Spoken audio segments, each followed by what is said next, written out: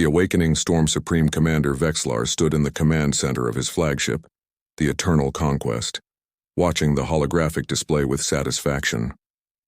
300 warships of the Krellian Dominion spread before him in perfect formation, their dark hulls gleaming against the starfield. For 800 years, the Dominion had expanded across the galaxy, bringing order to chaos, civilization to primitives. This would be conquest number 2 of 14. His target rotated slowly on the tactical screen. Frontier 7, the humans called it, a small mining colony orbiting a dying red star. Intelligence reports showed minimal defenses, 12 orbital platforms, 8 patrol craft, perhaps 20,000 inhabitants. The humans were new to interstellar travel, barely 2 centuries since their first faster-than-light voyage. They would learn quickly that the galaxy belonged to the strong. Vexillar's communications officer, a young Krellian named Severus, turned from her station. "Commander, the ultimatum has been transmitted. Standard terms: immediate surrender, integration into the Dominion, relocation of leadership for processing. Response time?" Vexillar asked, his forearms folded behind his back in the traditional pose of authority. "They have 1 standard hour to comply." Vexillar nodded. Most species surrendered within minutes of seeing a Dominion fleet. The sight of 300 warships, each capable of cracking a planet's crust, tended to inspire cooperation. The few who resisted initially always capitulated after a demonstration of power. It was the way of things. The strong ruled. The weak served. The hour passed slowly. Vexlar reviewed the colony's economic data, rich deposits of rare minerals, particularly the crystalline compounds needed for advanced shield generators. The colony would become a valuable asset once the troublesome human administrators were replaced with more compliant, Krellian overseers. "Commander," Severus called out, her voice uncertain, "we have their response." "Display it." A human face appeared on the main screen. Male, dark-skinned, perhaps 50 standard years old. He wore a simple gray jumpsuit with an administrative badge. His expression was calm, almost serene. "I am James Reeves, Colony Administrator of Frontier 7. We've received your demands and reviewed your terms." Vexillar waited for the inevitable surrender. "Our answer is no," Reeves continued. "This colony was built by human hands. People came here seeking a better life for their families. We will not abandon our homes. We will not submit to tyranny. If you want Frontier 7, you'll have to take it." The transmission ended. Silence filled the command center. Vexlar felt a ripple of surprise run through his thoracic plates. In 3 decades of military service, he had never encountered such foolishness. He checked the tactical display again. 12 platforms, 8 patrol craft, against 300 warships. "Tactical analysis," he ordered. His weapons coordinator brought up detailed scans. The platforms are armed with basic kinetic cannons and short-range missiles. The patrol craft are modified cargo vessels, lightly armed. Total defensive capability negligible. Estimated time to neutralize all resistance 47 minutes. "All ships battle formation," Vexlar commanded. "Target their platforms first. Leave the surface installations intact. We need the mining infrastructure functional." The Krellian fleet moved forward like a steel tide. Vexlar had executed this maneuver dozens of times. It was textbook. Overwhelming force applied with surgical precision. The platforms would be destroyed, the patrol craft scattered, and the colonists would realize the futility of resistance. But something was wrong. The human patrol craft did not flee. They accelerated directly toward the Krellian formation, at speeds that should have torn their hulls apart. And behind them came something unexpected: civilian vessels.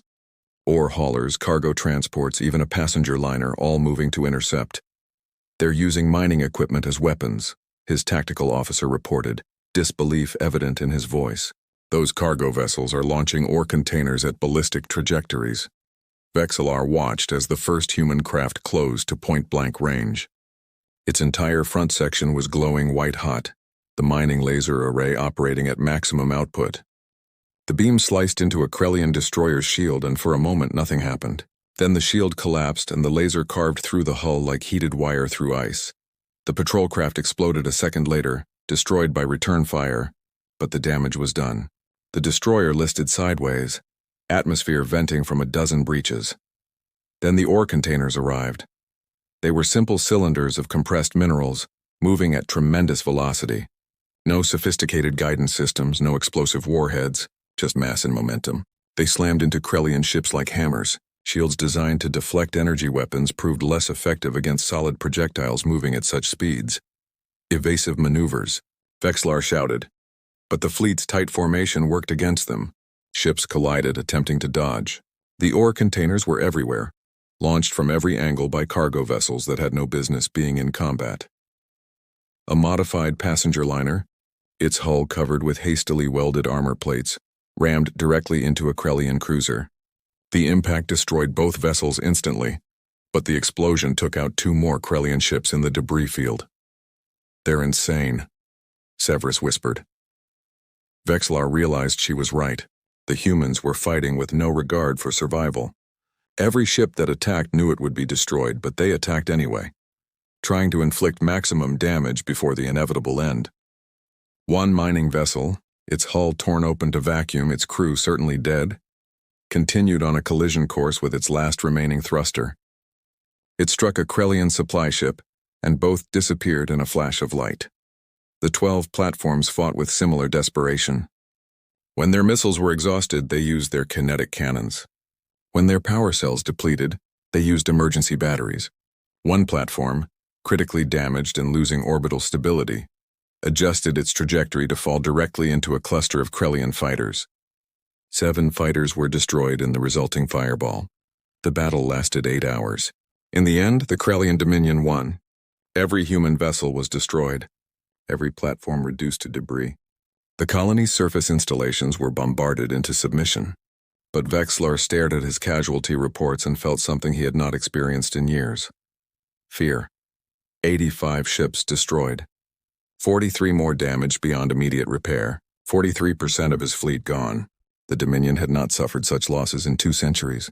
And this was against miners and cargo haulers. "Scan for survivors," he ordered quietly. "Bring them aboard." His soldiers recovered 23 humans from the wreckage. Most were badly injured. Vexlar went to the medical bay personally. He needed to understand what kind of species would fight so fiercely against impossible odds. The humans were in containment cells, receiving medical treatment. None of them appeared afraid. One woman, her leg crushed and burns covering her arms, actually smiled when she saw him approach. "You won," she said in broken Krellian language. "Congratulations." "Hope it was worth it." Vexlar felt anger surge through him. "Your bravery was wasted. Your colony is destroyed. Your people are defeated, are we?" The woman's smile faded, replaced by something Vexlar could not quite identify. Pity. "Commander, do you know what Frontier 7 was?" "A mining colony." "A mining colony," she agreed. "Families, engineers, people who came here to dig rocks out of asteroids. The ships you fought, cargo vessels with welded-on weapons. The soldiers you killed, volunteers with 6 weeks of emergency training. We're not warriors, Commander. We're miners playing at war." Vexlar's blood ran cold. "What are you saying?" "I'm saying the actual Terran Defense Force is coming. The real military. And they're not happy about what you did here." Before Vexlar could respond, alarm shrieked throughout the ship. Severus's voice came through his communicator, high-pitched with panic. "Commander, emergency!" Long-range sensors detecting multiple fleet signatures. Human designations. They're converging on this system. Vexlar ran to the bridge, his heart's pounding. The tactical display was covered in red warning indicators. 30 separate fleet groups, each one larger than his original 300 ships, and they were all moving toward Frontier 7. He opened a priority channel to Dominion High Command. Emperor Thaxron himself appeared on the screen within minutes, his scaled face stern. "Supreme Commander Vexlar, explain this disaster." Vexlar explained everything.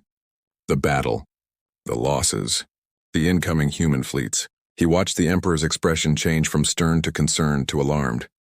"You lost 85 ships to mining vessels?" "Yes, Emperor. But there is more." Vexlar paused, choosing his words carefully. "According to the prisoners, what we fought was not their military. It was civilian resistance. Emergency volunteers with minimal training. The actual Terran Defense Force is approaching now." The Emperor was silent for a long moment. "What are you telling me, Commander?" "I am telling you we may have made a catastrophic error, Emperor. We attacked what we thought was a weak species on the frontier, but I do not believe they are weak. I believe we simply encountered their weakest forces. And those forces cost us 43% of my fleet." The Emperor's face hardened. Retreat to Rally Point Sigma. I am dispatching the 4th Conquest Armada. 1,500 ships. Admiral Corveth will take command. We will crush these humans decisively. Emperor, I recommend we attempt diplomatic contact. Perhaps we can. The Krellian Dominion does not negotiate with primitives. The Emperor's voice thundered through the speakers. We do not show weakness. We conquer. That is the way of our people. The 4th Conquest Armada will demonstrate the true power of the Dominion. The transmission ended.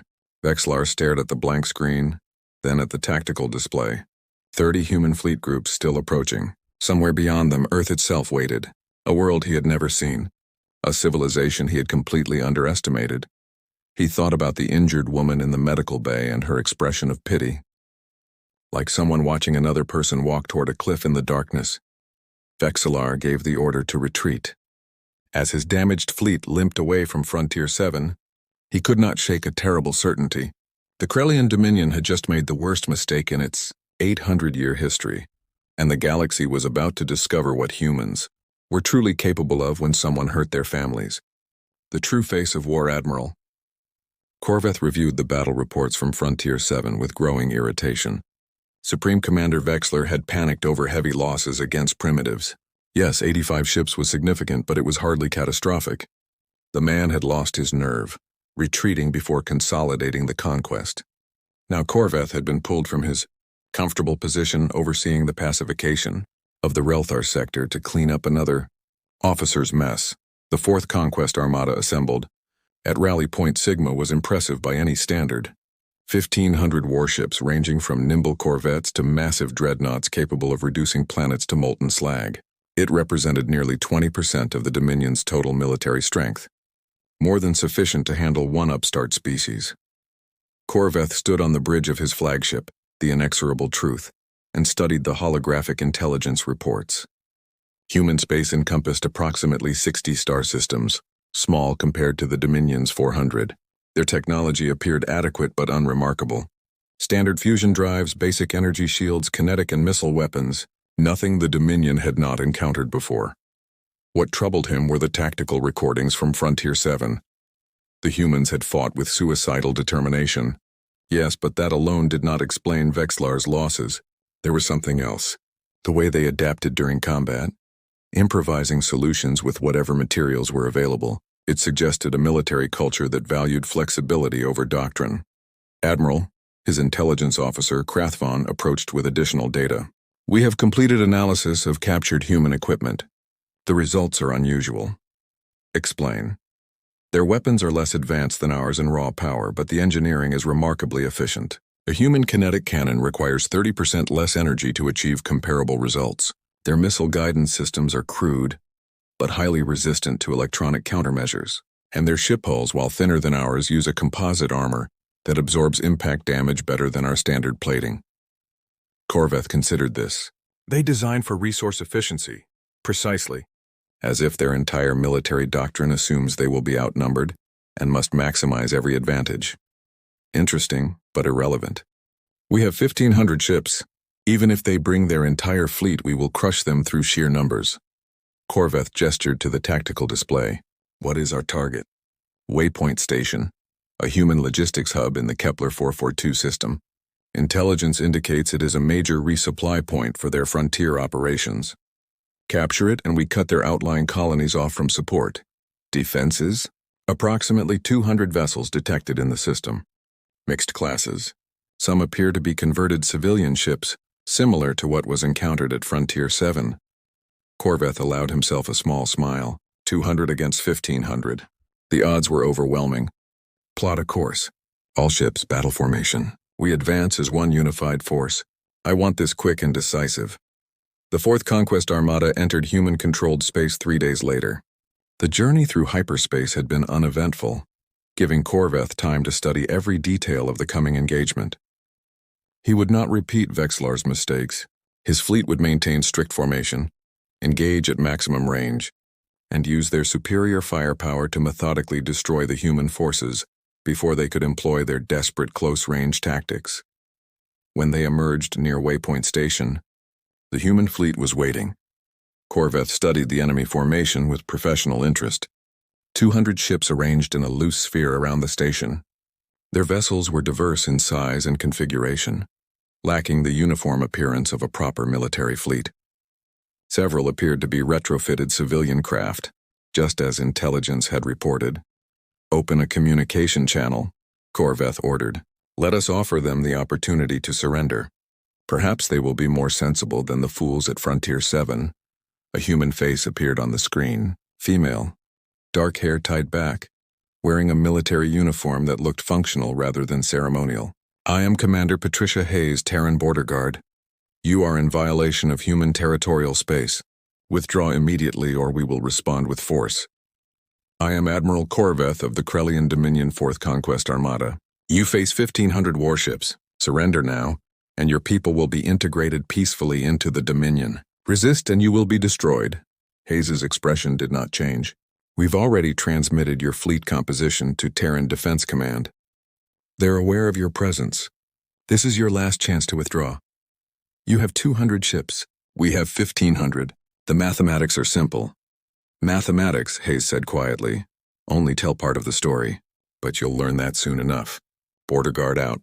The transmission ended. Korveth felt a flicker of respect for the human commander's courage, even as he recognized its futility. "All ships engage at maximum range. Target their largest vessels first. Fire when ready." The 4th Conquest Armada opened fire with devastating precision. Particle beams and plasma torpedoes crossed the distance at near light speed. The first volley struck the human formation, and several ships exploded immediately. Korveth nodded with satisfaction. This would be over quickly. Then the human fleet scattered. Instead of holding formation or retreating, the 200 ships broke apart like a school of fish evading a predator. They moved in a dozen different directions simultaneously, accelerating at rates that should have killed their crews from the gravitational forces. Korveth's tactical computer struggled to track them all. "Maintain targeting locks," he commanded. "Focus fire on Admiral!" his sensor officer shouted. "Incoming ordnance high velocity." The missiles arrived before Korveth could process the warning. They were moving at 92% of light speed, far faster than any Dominion missile could achieve. His ship's defensive systems, designed to intercept slower projectiles, could not react in time. Explosions bloomed throughout the Krellian formation as dozens of warships were struck. "How are they generating that much acceleration?" Krethvon demanded, his voice shrill with panic. "Evasive maneuvers," Korveth ordered. But the human ships were already inside his formation, weaving between his larger vessels with impossible agility. They fired kinetic weapons at point-blank range, their rounds punching through shields that were never designed to stop solid projectiles at such close quarters. Then the electronic warfare began, every Krellian communication channel flooded with interference. But it was not random noise. It was sound, music, aggressive, pounding rhythms with incomprehensible human vocalizations. Mixed with the music were other sounds, laughter, battle cries, human singing words Korveth could not understand. "Block those transmissions," he shouted. "We're trying, Admiral, but they're using rotating frequencies across the entire spectrum. Every time we filter one channel, they switch to another." The psychological effect was devastating. Krellian crews, trained for disciplined warfare, found themselves unable to communicate clearly while bizarre human sounds filled their ears. Ships began making errors, firing on targets already destroyed, colliding with each other in the chaos. And then the swarms arrived. Thousands of small objects emerged from the human ships. Korveth's initial assessment was drones, but these were unlike any drone warfare he had encountered. They moved in coordinated patterns, adapting to Krellian point defense fire in real time. When his ships switched to area effect weapons, the drones dispersed. When they focused on individual targets, the drones concentrated their attacks. "They are learning," Krethvon said, his voice filled with horror. "Each drone shares information with the others. It is like fighting a single organism with 10,000 bodies." A human frigate smaller than Korveth's flagship executed a maneuver that defied belief. It spun along 3 axes simultaneously while continuing to accelerate, its weapons firing in every direction. 3 Krellian destroyers exploded in rapid succession before the frigate was finally destroyed. But even as it died, it launched a final salvo of missiles that crippled a Krellian cruiser. The battle raged for 14 brutal hours. Korveth threw every tactical doctrine he knew at the humans. He tried concentrated fire, Dispersed formations, feint attacks, and coordinated strikes. Nothing worked. The humans adapted to every strategy within minutes, countering with tactics that seemed to have no pattern, no predictability. When the last human ship finally exploded, Korveth collapsed into his command chair and stared at the casualty report with numb disbelief. 900 ships destroyed, 300 more damaged beyond combat capability. 40% of the Fourth Conquest Armada was gone. Against 200 human vessels. Scan for survivors, he said, his voice hollow. Bring them aboard. They recovered 41 humans from the wreckage. Most were injured, but like at Frontier 7, none appeared afraid. Korveth went personally to the medical bay. He needed answers. He needed to understand how this was possible. The highest-ranking prisoner was a human female with the rank insignia of a lieutenant commander. She sat calmly despite her injuries, a broken arm and burns across her torso. Her eyes were clear and steady as Korveth approached. I am Admiral Korveth of the Krellian Dominion. You fought well, but your fleet is destroyed. Perhaps now your leaders will see reason and negotiate surrender. The woman studied him for a long moment. I'm Lieutenant Commander Sarah Park, Terran Border Guard 3rd Fleet. And I'm sorry, Admiral, but you don't understand what just happened. I understand perfectly. Your 200 ships are destroyed. My fleet remains operational. Your fleet is crippled, Park corrected gently. You came here with 1,500 ships. You're leaving with maybe 400 combat-ready vessels, and you didn't destroy 3rd Fleet. You destroyed 3rd Fleet's Rapid Response Squadron. Korveth felt his blood turn cold. What? The main body of 3rd Fleet is 2 systems away, dealing with pirate activity. They'll be here in about 6 hours. That's when you'll face an actual fleet engagement. That is impossible. You are lying to protect your leadership. Park shook her head. Admiral, the Terran Defense Force maintains 12 numbered fleets. Each one is comparable in size to what you just fought. That's not counting Solar Defense Command, Expeditionary Forces, or Reserve Armadas. And it's definitely not counting System Defense Forces or Colonial Militia units. Korveth stared at her. No species can maintain such military capacity. We don't maintain them, not really. Most of 3rd Fleet were reservists called up 2 weeks ago. Regular people with military training who were working civilian jobs. Teachers, engineers, farmers. When we need a fleet, we activate personnel and pull ships from strategic reserves.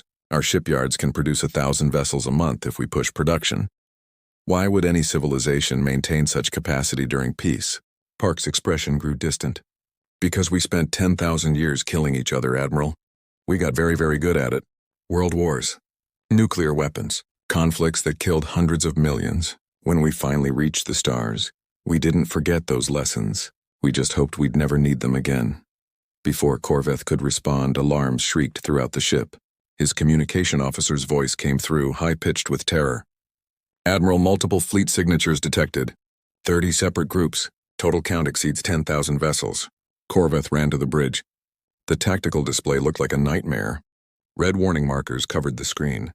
Human fleets converging from multiple directions. Not just 1 or 2. Dozens of them. He opened a secure channel to Emperor Thaxaron. The Emperor's face appeared, already showing signs of stress. Admiral Korveth, what is your status? My Emperor. The Fourth Conquest Armada has suffered catastrophic losses. Only 400 ships remain combat capable. And Emperor, we have detected massive human fleet movements. They are converging on our position with overwhelming numbers. How many? Our preliminary estimate is over 10,000 vessels, my Emperor. Based on interrogation of prisoners, this may represent only a fraction of their total military capacity. The fleet we destroyed was identified as a rapid response squadron, not even a full fleet. The silence stretched. Finally, the Emperor spoke, his voice strained. Retreat immediately. Fall back to the core systems. I am recalling all distant fleets. We must consolidate our forces. My Emperor, what about the conquered territories? Leave them. Survival of the Dominion takes priority. If the humans continue their advance, we will need every ship we have. The transmission ended. Korveth gave the order to retreat, but before his ships could engage their hyperspace drives, a new communication request came through. The origin was one of the approaching human fleets. Admiral, they are requesting direct communication. Should I ignore it? Korveth considered for a moment. No, open the channel. A human male appeared on the screen. He was older, perhaps 60 standard years, with gray hair and sharp brown eyes. His uniform was different from the others Korveth had seen, more elaborate.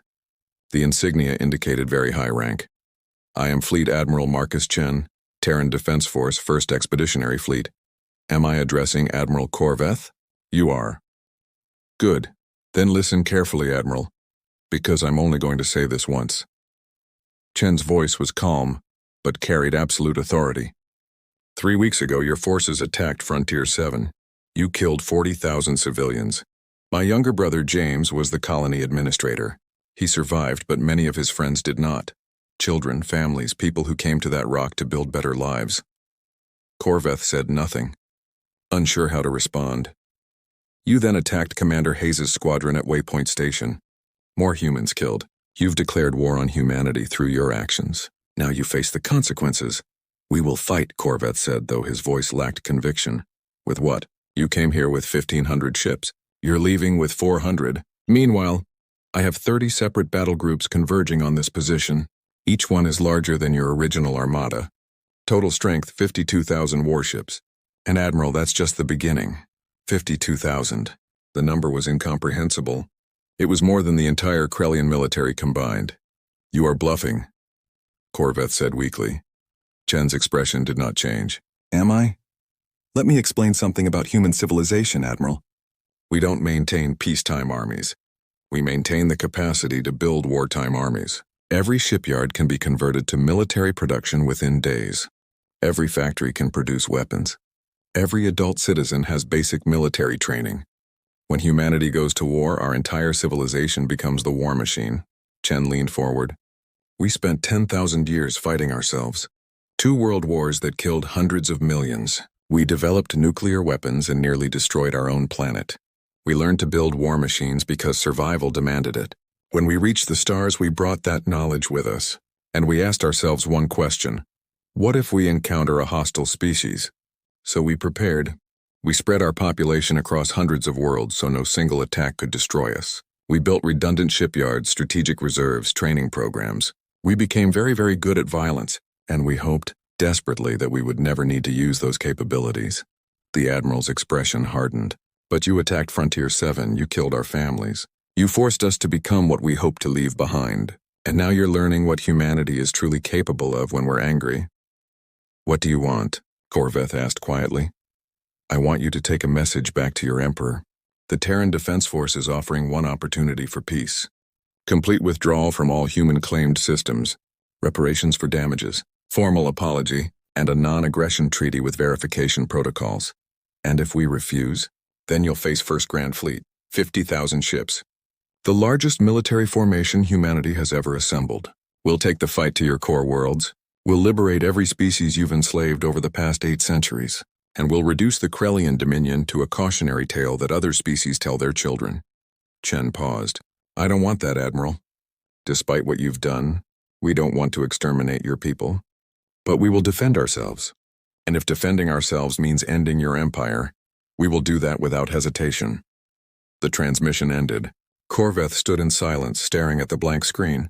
Around him, his bridge crew waited for orders. The tactical display showed human fleets closing in from every direction. 52,000 ships, more than enough to destroy his crippled armada a dozen times over. Admiral? Krathvon asked quietly. What are your orders? Corveth thought about Emperor Thaxron's command to retreat and consolidate forces. He thought about the Dominion's 800 years of conquest and dominance. He thought about the certain destruction of his fleet if he remained.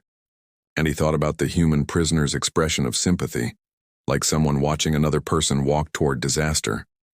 Open a communication channel to Fleet Admiral Chen, he said finally, and prepare a full report for the Emperor. Include everything we've learned. Everything. You're going to negotiate? Krathvon sounded shocked. I'm going to survive, Corveth said quietly, and I'm going to make sure the Emperor understands exactly what we're facing. The Krellian Dominion attacked the wrong species. Now we must decide, adapt or die. As his communication officer established the channel, Corveth looked at the tactical display one last time. 52,000 human warships, and according to Admiral Chen, that was just the beginning. The galaxy was about to change forever. The age of Krellian dominance was ending. The only question remaining was how much blood would be spilled before the Emperor accepted that reality.